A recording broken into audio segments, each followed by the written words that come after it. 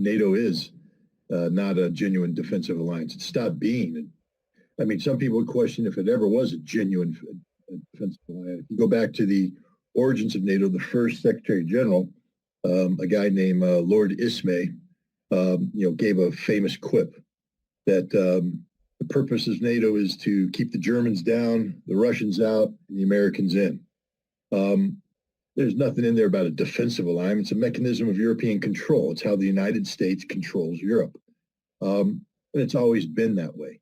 During the Cold War, there was never a legitimate threat of a Russian attack against the West until the military capabilities of the West during the 1970s and the post-Vietnam era began to build.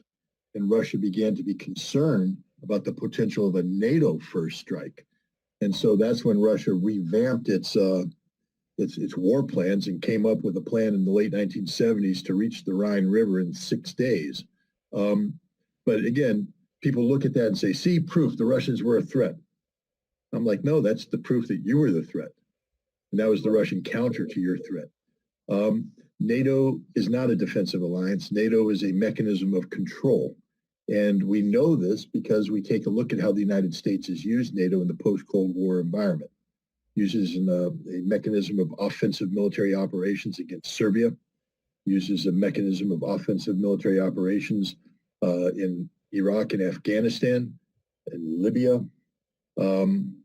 And today, NATO is involved in a proxy conflict in Ukraine that has nothing to do with, defense of the alliance and everything to do with the aggressive overexpansion of NATO. Remember, the Russians were promised in 1990 there would be no expansion of NATO, none whatsoever.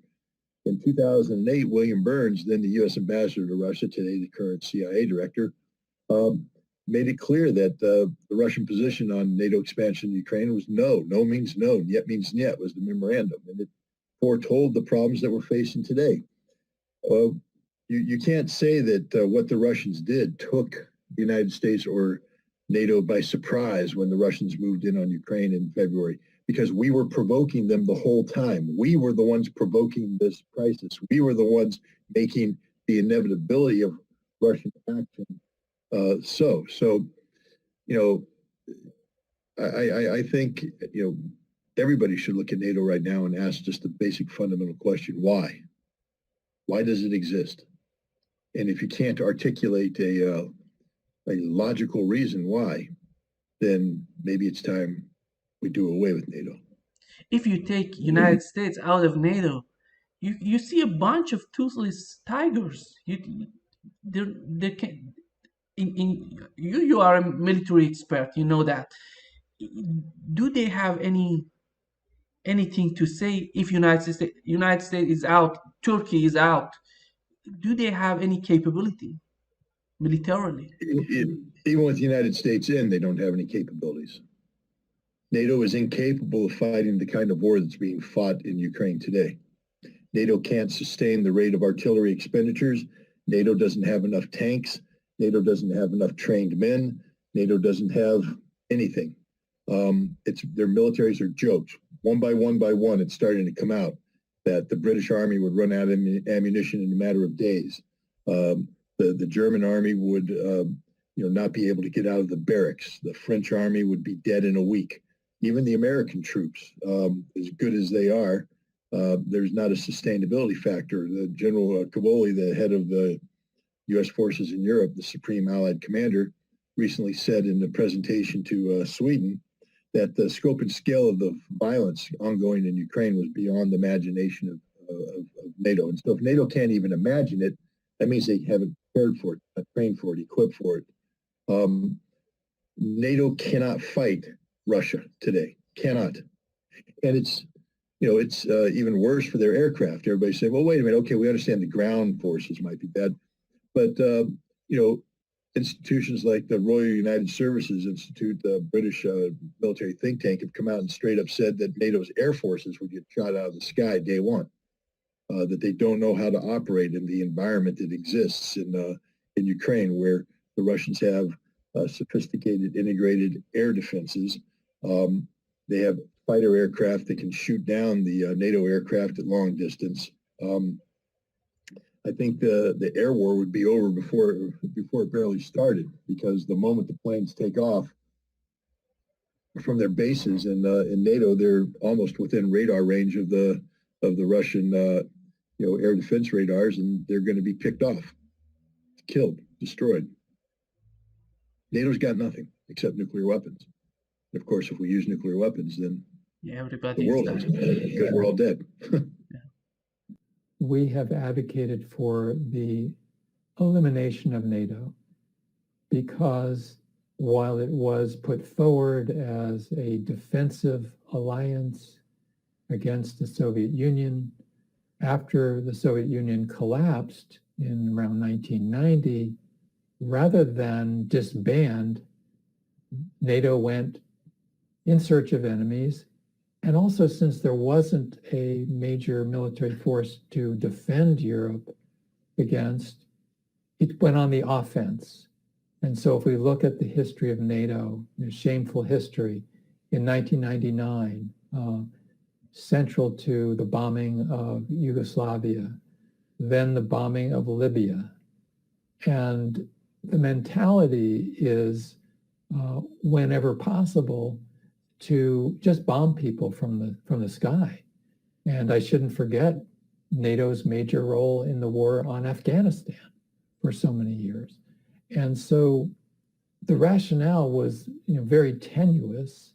And I think 2 or 3 years ago, there was significant capacity to at least reevaluate from Europe, NATO, certainly grassroots attitudes in Germany and elsewhere.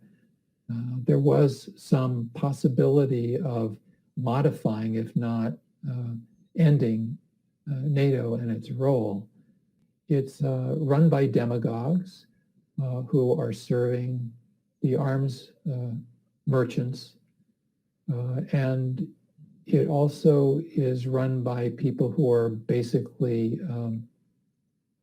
they're basically thugs. I hate to say it. They're thugs in business suits, and they're serving huge economic interests and profiteers at the same time that they are damaging people's lives.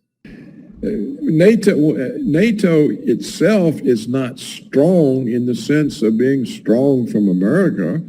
NATO is an American operation. NATO is one of the ways the United States has made Europe into an empire for the U.S. They don't, it's how Washington makes their foreign policy decisions for them, how it makes their security decisions for them. The notion that Germany is going to come up and stand up to Washington that's implausible. I see. I mean, look, the Americans have brainwashed the Germans ever since 1945. We control their education. We've told them they're all a bunch of Nazi Holocausters, and they're full of evil. They've done terrible things to the world, and that's what's taught in the school. A German grows up thinking he's a world-class criminal. That was our intent. If you're a German historian, you can't challenge anything about World War II. You can't say anything about the Holocaust. You can't say anything. You have to just go with whatever the narrative is that we put in the school books. There's no independence in Europe. They don't even have independent intelligence services. I see. So, that should be obvious.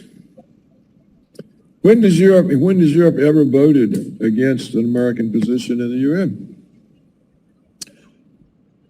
When did NATO say, oh, we're not going to go to Ukraine's help? No. everything's pouring in there.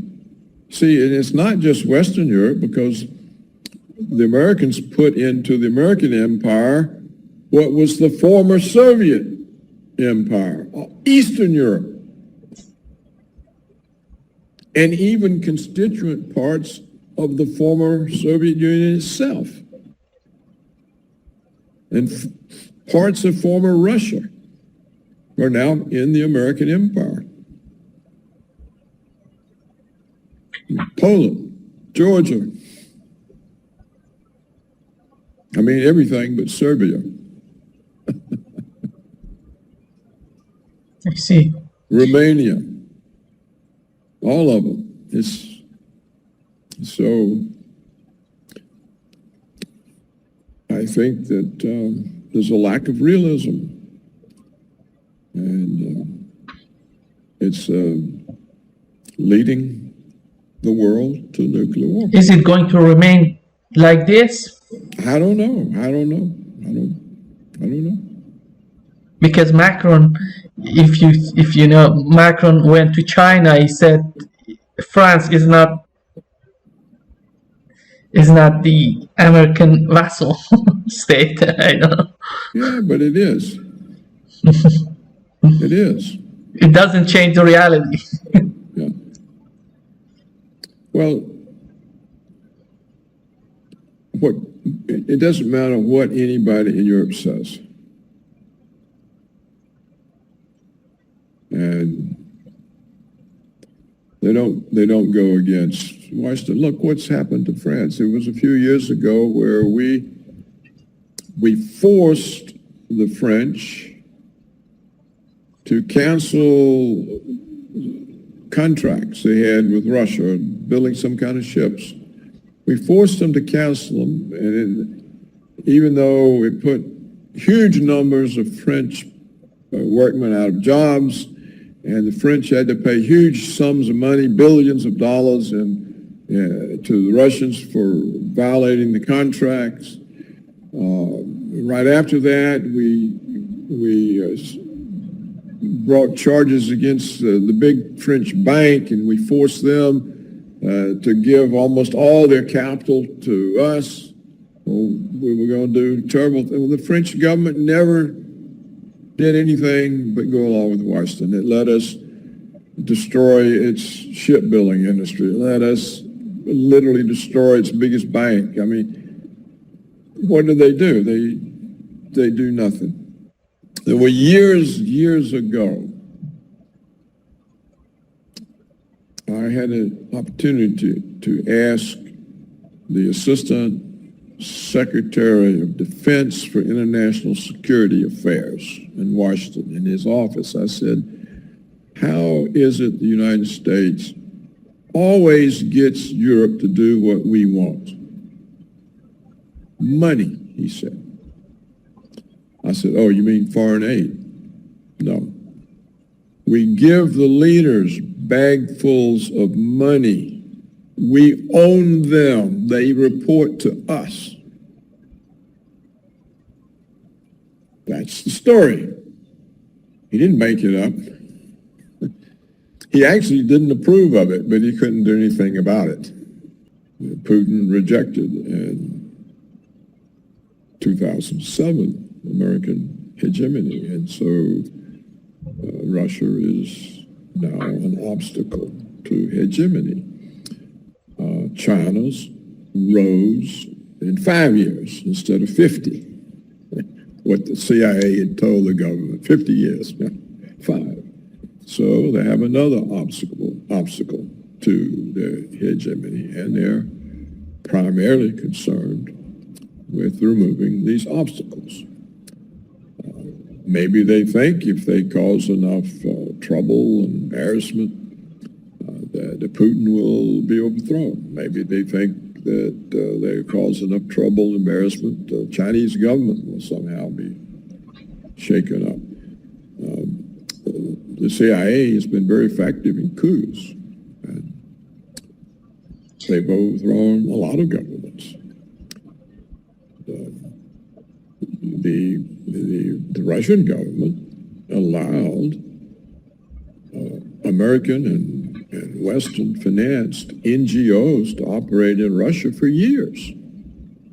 No one knows what kind of organizations they have built up, what kinds of protest groups, student groups, how many politicians they bought. No, people don't know this. It's not just that Navalny person, I forget his name, how do you pronounce his name? You know what I mean, the one that accused Putin of trying to poison him and so on. Navalny. Yeah, that's it, yeah. So.